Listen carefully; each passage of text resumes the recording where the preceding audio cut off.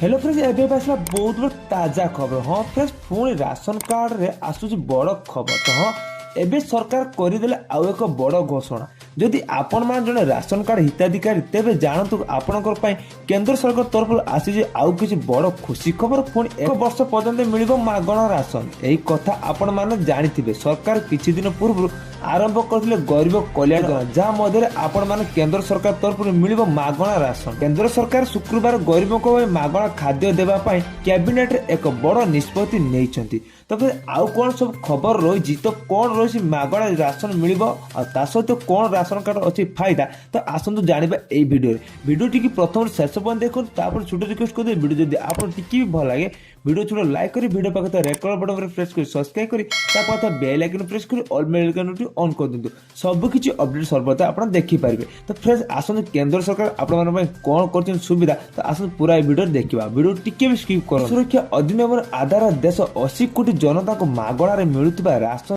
अवधि आउ गुटे वर्ष बढ़ा देइछन्ति। शुक्रवार एने सूचना देइछन्ति कैबिनेट।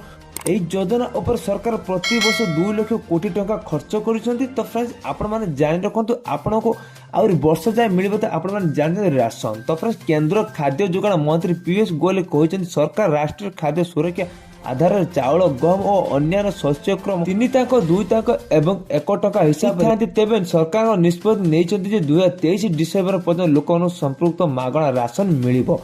या पूर्व सरकार सेप्टेम्बर एई योजना मास सीमा को वृद्धि कर 3 मास बढ़ाई देइछन्ति। हेले जहा 2022 डिसेम्बर पर्यंत थिला किंतु एबे या को आउर 1 वर्ष जाय 2023 पर्यंत बढ़ाई देइछन्ति। तो फ्रेंड्स आपण माने जानिले तो फ्रेंड्स आपण गहम और अन्य आउ चाउल अन्य किछि मिलिबो। तो फ्रेंड्स वीडियो भल लागिले आपण प्रिय फ्रेंड्स और फैमिली से शेयर करनियंतु।